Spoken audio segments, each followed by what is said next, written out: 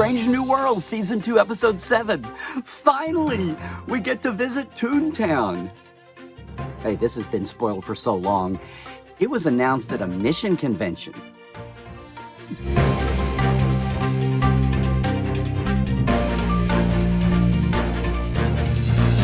Hey, it is Dr. Trek, Larry Nemecek, coming at you here from the heart of Trekland, and, well, Trekland Treks too. Letting the dust settle for just a bit. Whew, is that possible these days? On all these recent Trek headlines. So that, look, you don't get a hot take and you don't get a quick take. You get a second opinion from Dr. Trek. Hey, look, I have been writing, authoring, interviewing, hosting, archiving, dot connecting, punditizing, and yes, fanning Star Trek for, well, a while now. And I just gotta say, those old scientists, the one title we knew what was coming when the season was announced. Those old scientists, yeah, our visit to Toontown, the Lower Decks Strange New Worlds crossover that has been announced and, my gosh, over a year ago filmed, a year and a quarter. They're talking about it in April, having already filmed it, April of 2022. Yeah, finally it's here, and I don't know. Does it truly miss a note anywhere? Does it miss a frame? Does it miss a stroke? It is not only the technical achievement I was hoping for and I knew would be surpassed, but oh my God, it unlocks so many surprises of its own for its own sake for both series. First off, it's just cute, cute, cute. It's adorable. It's adorable for everyone. The execution is there. And where do we go back to the roots of this? We go back to, yeah, the co-writers, obviously, Bill Wilkoff, who is co-executive producer on the show, and Catherine Lynn. It seems like we were just talking about her co-writing Charades a couple of weeks back. But of course, Catherine Lynn came over from Lower Decks. Her credits are all over Wej Douge, which was a landmark breakout, all new paradigm for Star Trek. Is that even possible?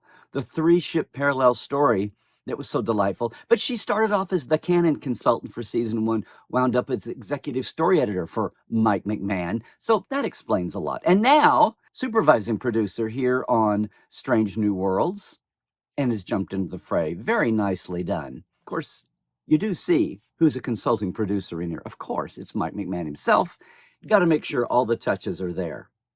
And hey, you might think this is the kind of show that would direct itself, but who else to have in the director's chair this time? And I know it was the draw of a lifetime, and you know he got a hoot out about it. And you know as soon as he feels like he can talk about it, he will. Jonathan Frakes, my God. I mean, Frakes goes for it all. You've got Boimler and Spock in the science lab with their death-defying experiment. Yes, it blows up. They duck down. You've got debris in the air. And then, oh, what? Audio-wise? In the sound mix, in the best Fibber McGee and Molly's old-time radio closet gag, everything crashing down until you get the last tire rims circling around at the end, followed by, hey, it's the old screwball comedy, the physical bit of everybody peeking out symmetrically at the same time from the column. I mean, that's just one of the bits. And yeah, there was so much more in this too. But yeah, kudos to Jonathan for lifting this above even what a lot of us were expecting. And yes, it was not a done deal. You could have brought less to it, and that's not what we got here. And even from the early frames here, can I just, the mixing of the teams involved with the show, the cartoonification, the animating of the Strange New Worlds opening titles here was great, including, I mean, everyone sees the space worm suckling on the nacelle, the whatever that was, but just the asteroids pounding the underside of the hull too was really clever. I mean, what it did was get you set up. You just had the lower deckification of a Strange New Worlds of a live action. I mean, did you notice? Well, the speed talking, sure, but all that did was increase the ability of the Easter eggs to come flying. It was really a return to a Lower Decks typical season. I was waiting for the Zabalian trader to show up with his ship, and we had to go scanning every square inch of his walls. So I guess that brings us to big things, little things. There's all the bits. There's all the Lower Deck style Easter eggs that everyone's been talking about. Sure, Boimler screaming, "Remember me!" as he gets sucked into the wormhole. The koala on the other side of the wormhole. The Riker maneuver over the saddle. The Worf's honor, and then laughing out loud because that's not just funny for being a time thing. That's funny for being a thing. And sure, at the end, we get the cameo. It's Jerry O'Connell's Ransom back on the Cerritos making eyes at that historic recruiting poster. Of course, it's his wife, Rebecca Romaine. They're playing number one in cartoon form. That poster, by the way, was available at the Star Trek booths at San Diego Comic-Con. And yes, everyone's talking about Setlik 2 in relation to Setlik 3, the Battle of Setlik 3, where O'Brien was wounded in PTSD during the Cardassian Wars. Just remember, that's a century later, and here we are already dealing with a colony on the adjoining planet. It sets all of that up, and indeed we even see Uhura dealing with Bajoran and Cardassian language a century early. Which brings up the even sharper notion. I know it's been floating around out there, but this confirms it. The Cardassians are known, which kind of blows up my headcanon. I was hoping the Cardassians could be first contact in between, the Kirk Kittimer era sometime and the Picard, the early Cardassian Wars. I really would have loved to have them back, maybe more in the BC era, the Enterprise B, the Enterprise C era, but no. First contact with Cardassians, first contact with Bajorans, they're mentioned. Nausicaans are already known. So Starbase Earhart is old. Domjot is that old. Ooh, Domjot. And for all you tricorder nerds, apparently the tricorder that Kirk and Spock use in the original series is, of course, your TS-122, which makes all the sense in the world that, and Benga gets to point out, this is a TS-120. That's 6-7 years enough for things to change. That's great. But the crack about the exploding tricorder, yeah, it's a throw out there to Arena and the Gorns locking on the feedback loop and all that. But it makes you wonder, was that moment in Arena the reason why we got all new tricorders in another 5 years? The handy-dandy motion picture handheld single-use one. I mean, was the TS-122 the Corvair of 2260 Starfleet? Was it unsafe at any scan? But not only is it one of the all-time great crudball names, Krolmuth, it's one of Boimler's favorite portals. And can I just say, I am so glad that they went with a new portal and didn't go back to the Guardian of Forever. For one thing, we would have had to start calling it Carl with our newfound expertise, and that would have been weird. But by doing that, we get to work in a whole new meme game. I mean, think about it now. That makes portals are to Strange New Worlds as dead regular characters are to Lower Decks. But really, seriously, we learn in this episode, thanks to Lon, that there are Starfleet temporal protocols already in place. Is that an outgrowth of all of Archer and Daniel's exploits? And they've been around for decades? I guess we just didn't see what happened in the aftermath of City on the Edge. And the tie-in with the Orions. Now, it was cool to bring in Tendi and her sensitivity to Orion stereotyping, but look here, it was already there. It was laying there in the original series. The Orion medical ruins are what Dr. Corby is dealing with. It's the reason that later on Christine Chapel is working with him and eventually looking for him. Again, if you haven't checked out What Are Little Girls Made Of, and you have your 60s filter on, for those of you with sensitivity that way, go check it out right now if you haven't yet. But it brings up something I have always wondered about. Look, we barely had the Orion slave women in the cage. We barely had Orion slave girls brought back in Menagerie, brought back from the dead first pilot. But still, Orions were really not well fleshed out. And that mention of Orions with Corby's medical records always made me wonder. Eventually, in the long view, in hindsight, did he get some special dispensation? Were they the Orion ruins on the Orion homeworld? Were they some other colony world that the Orions settled? Either way, it makes Corby look like a very special dude. Or, to bring it back to this episode, was the whole scary pirates thing really overblown? I mean, these Orion traders, the Captain Karras here, he's not nearly as hardcore a trader as a Ferengi would be later on. He seems much more amenable to trade for trade's sake, even if it is a little underhanded. And don't forget, the history party in the animated yesteryear using the Guardian of Forever is set to go through the Guardian to study the dawn of Orion history.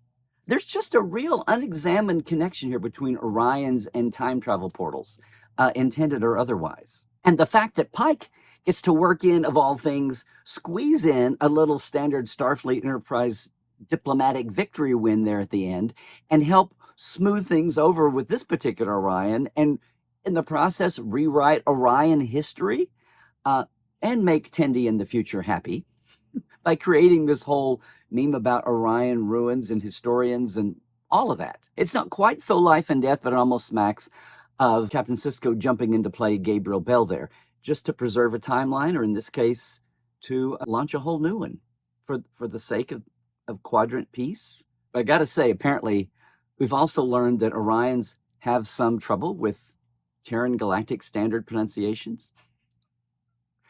This Orion captain I laughed out loud hearing him say Tri-Treaty Kaylee. I don't know if that was intentional or not. Of course, he's talking about Quadro Triticale. Triticale was a very well-established grain being developed in Canada in the 1960s. It was very topical at the time of the trouble with tribbles, when that was the grain being taken to Sherman's planet, right, in the tried and true trouble with tribbles plot. Apparently, no one explained to the Orions how to pronounce it for real, and hey, no one was about to correct his explanation. But it's cute how we had Tri-Triticale here, or Tri-T-T-Kale, as a precursor, which was almost gone, according to reports, almost gone, on the verge of being redeveloped into Quadrotriticale. And then again, go to your animated episodes, you've got Quintotriticale by the time of More Tribbles, More Troubles. So we get the good old Starfleet evolution, the Star Trek evolutionary track of its own technobabble culture, as well as an interesting turn for cultural miscues. But most of all, gang, and I think this is not only a big thing, but the aspect that no one may be talking about, and I haven't checked all the interwebs yet in this crazy compressed time we're trekking through. Check Boimler's stardate. I have it here as 58460.1. Now, not only does this make it, okay, it's 2381, but it puts it in the middle of the Lower Decks third season. Now, very astutely, there are a couple of episodes that have no star dates. So what this fits into, it's in the middle of that season. It's sometime after Hear All, Trust Nothing, which was episode 6, The Visit to DS9, and it's sometime before Trusted Sources, episode 9. The one which includes Boimler's time travel holodeck adventure, where he comes up with the chronogami. It's the Vindicta sequel. It also means that, yeah, the mentions of Starbase Earhart and Domjot and Nausicaans, when all that comes up, it's not only a throwback to Tapestry and Picard getting stabbed at his Domjot game as a young cadet, just graduated, right? It's also a throwback to episode 203 of Lower Decks, when Mariner and Tendi are there. We'll always have Tom Paris. And it fits right in with Tendi still being a little annoyed and sensitive about this whole broad-based, broad brushing of all Orions as pirates, as bad guys, even though that all seems to be the stereotype that insists on always being true. And I just got to point out before we leave this, the time technobabble is awesome. Of course, chronotons are a thing we know, but this is our first mention of Check's notes, telerons, okay, and heronium, which, for the record, was never a part of Enterprise, was never mentioned as being part of the ship. It was invented and created for this show. It fits, it makes everything else flow better. And hey, I don't want to hear anybody's panties in a wad about all this time travel tech and elements and radiation being invented for this show, because, gang, you know, the lithium had to be mentioned once for the first time, right? Acordrazine was mentioned once for the first time, famously. Everything gets mentioned for the first time, even chronotons. So Zip it. This was an awesome, awesome episode, and I thought the technobabble was just right. Even the technobabble cover your ass was great. Honorium has not been seen in a century, and it can't even be found in this quadrant. There you go. I'll see your only ship in the quadrant and raise you a liter of heronium. But again, I do have some questions, like a salat. Is a salat like a French post-bread version of a Vulcan salat? I thought that was adorable. But even more so, this is like in Scorch territory. This bit about every ship that's going to be renamed, a piece of it is brought over to the new one. It's not only an awesome, awesome future nautical tradition for space. Of course, it saves the day here in a very heroic way. But I wonder, what if the ship is completely lost? What if there is no physical remainder of the ship left to be inserted into its successor namesake? Is that the line that demarks who gets remembered with a namesake and who doesn't? Is there a piece of the Enterprise A sitting under the deck somewhere in a bulkhead of the Enterprise B? Checking for protomatter. But I think the most fascinating thing about this episode, while we're enjoying the romp, while we are enjoying, of course, the incredible execution of bringing these animated characters over into live action, and the hoot of seeing, I don't know, I want to say widescreen. You know, the screen for a Lower Decks is just as wide as the screen for A Strange New Worlds or any live action show. It just felt like I was watching TV animation on the big screen for the first time. So kudos to even Rutherford and Tendi, and yes, Ransom, for getting themselves plastered on the other end of a live action screen. That was awesome. The blending of the portal, the blending of the effects, the common elements for both. It was also well done, well so executed. Kudos to everybody. What I didn't expect was for this to elevate from, the examination of bringing the hijinks over. And obviously, we've been saying for weeks now, months, that there was a 120-year time difference. It wasn't just about the animation into live action. It wasn't just the Roger Rabbitification of this whole process. But it was, what do you do once you're there? What I did not expect was to have an intact little plot line for every character. Every one of the regulars has a moment or more. And that goes for the lower deckers as well as Pike's crew. And the situation of a temporal anomaly, a weirdness in time travel, for a lot of them is used to great effect to kind of poke something unique about that character. I mean, Spock is obvious. Right now, we're in the middle of the Spock Chapel weirdness. It's young Spock. You play with that about the stereotype, the meme of worshiping our heroes like they're all Mount Rushmore figurehead gods, as Boimler gets to figure out. I mean, I could have told him, though. This is obviously young Spock. He says turned on instead of activated. And I love the trope here about Una and her legacy. I mean, Pike gets all the attention because knowing what the scene was so wonderfully played, they don't know that he knows what he knows, even though they know what they think he doesn't know. But Una gets to play with the meta here of she wonders about her future because you know what? We don't know it either. It's playing with the whole trope of the care of number one being dropped from the cage and never referenced again until the revival for the current era Star Trek. That was cute. And playing with her curiosity, that was a blank slate. Unlike, of course, Chapel, who we didn't really go down. There is so much there to play with. I mean, Boimler, in as much as he was just unable to contain his own temporal damage spreading, was able to contain it just to a Chapel Spot dynamic, which was kind of poignant. I mean, Jess Bush wrung an awful lot out of that little moment she had in the turbo lift, both with him and by herself. Ortegas gets to have a real romp time here, enjoying the moment, being Mariner's partner in crime almost here. They are the ones who are the most alike, right? But even then, she has a moment there where she talks about being on the Klingon front, which pulls right in. We've seen Chapel and M'Benga talk about this, and we know there is a darker, another touch upon of M'Benga's PTSD, apparently, when we have the Klingon episode coming up. But are we setting her up to be a part of that circle of affect as well? And oh my gosh, Uhura here.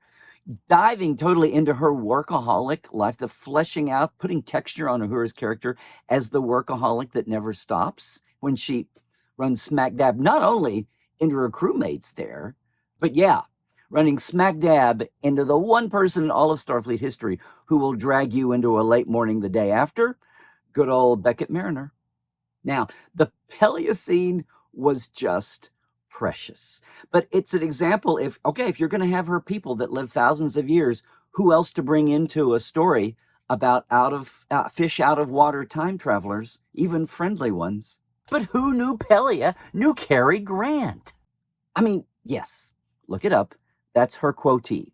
I mean, on her scale of life, it was just the other day. Joe Day, Joe Day, Joe Day. Pelia, Pelia, Pelia. I can see it. But then the story, of course, had to surface our lower deckers. And Tawny and Jack looked so great. So we've seen the photos. That wasn't the surprise here. The surprise was what was between the cracks, between the photos, between the images. And yeah, so with Mariner, with Mariner, Beckett Mariner, sure, we've had the cuffs rolled up. You got the big hair. We knew all that. But how do you, she and Boymes both, how do you take that lower deck pace and make it work with Strange New Worlds? You just run it headlong. You play it for all it's worth. And you stick to their character beats and their character points. And you had her being the trickster, being the jokester, not caring, not apologizing.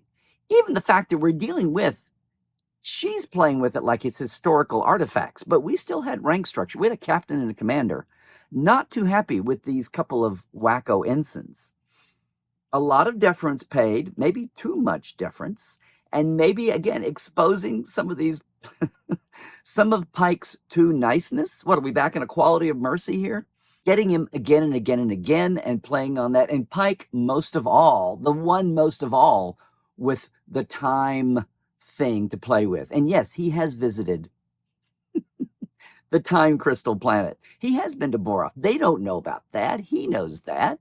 And yet, we turn the whole trope on its end here, where he winds up playing Dad. He's Captain Dad Pike at the end for them, and it is just precious. With the story about his own dad. And suddenly we're back on Picard, hearing Riker talk about watching his son. It's a real heartfelt moment that feels like all of our modern Trek, the writers, as much sometimes as they were dealing with COVID, and now they'll be dealing with the strike in and out of the current seasons when we see them. But there really is a texture there that we're reaching with some of these characters, and being able to take, of all things, the goofy crossover animated show and find moments for Una and for Uhura and Chapel and Spock and Pike. Yes, bravo. Oh, do I even have to mention Boimler? With his cheerleader pointy hands, his wacky Boimler running? Everyone's talking about the Boimler scream. Of course, the Boimler scream. 2, 3, 4 times. How many more times do you want it? He's sucking in and out of a Remember Me vortex, much less having a science lab blow up. So yeah, you got your full of the Boimler scream, but I was here for the wacky Boimler walking with the disjointed hips, the whole thing. And yeah, we can mention it again, the Riker saddle. He was representing all of us going gaga. If you ever get to visit a shooting set, even if it's a recreation in a museum, the first time you see it, Boimler and Mariner were the stand-ins for all of us.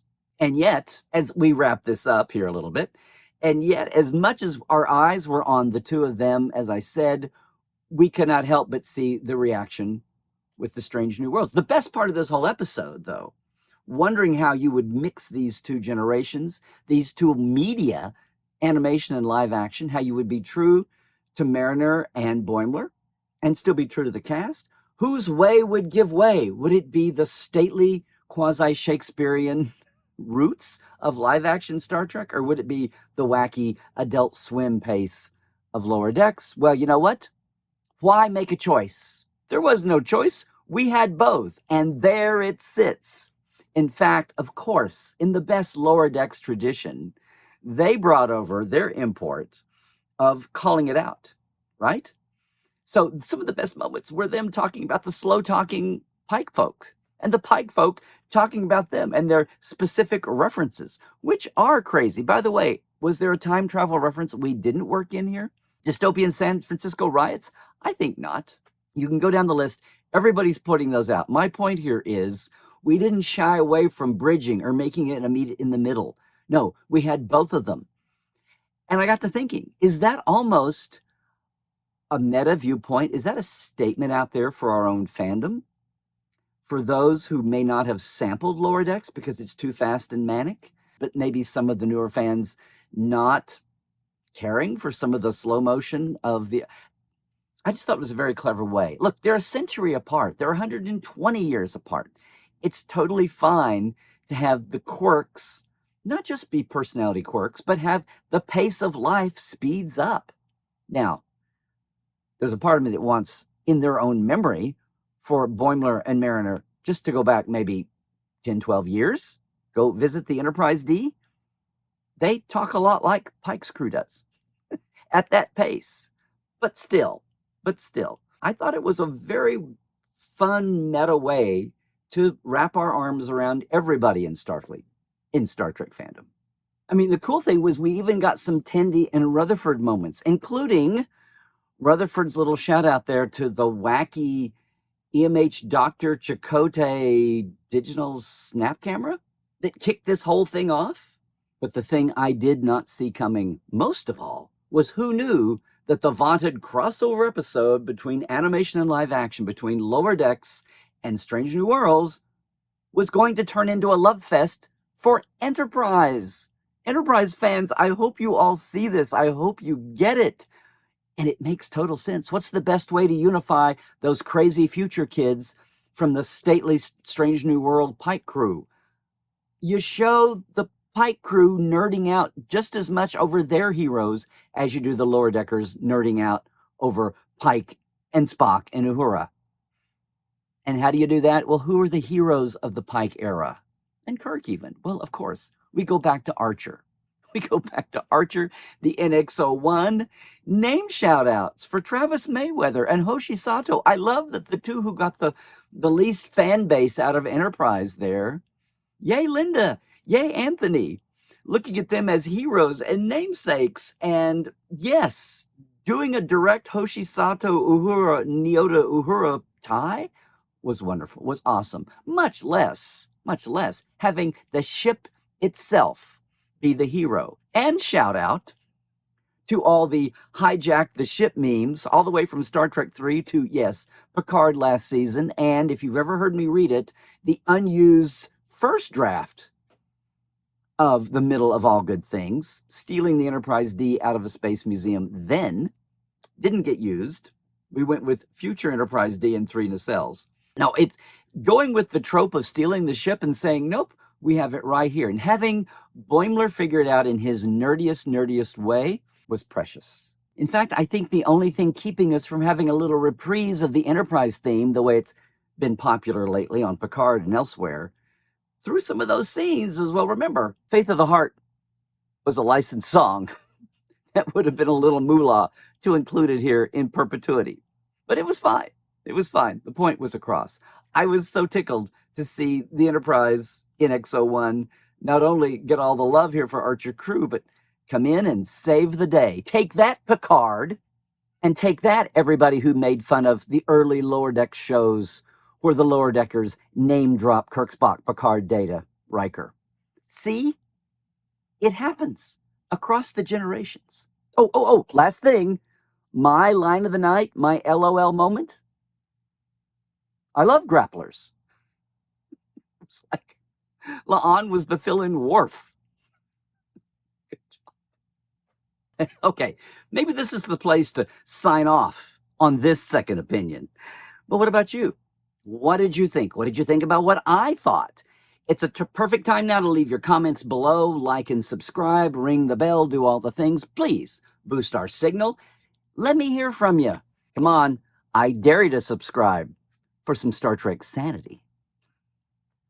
Most of all, really, if you appreciate this Dr. Trek point of view and everything we do here at Trekland, I invite you to go check out all of my podcasts, our live streams, our experiences. Hey, the Trekland Treks location tours customized by you. Yeah, Portal 47, our backstage package every month. And of course, the Trek Files at Roddenberry and Trekland Tuesdays Live everything that you can find and check out over at LarryNemecek.com. Trek well, everybody.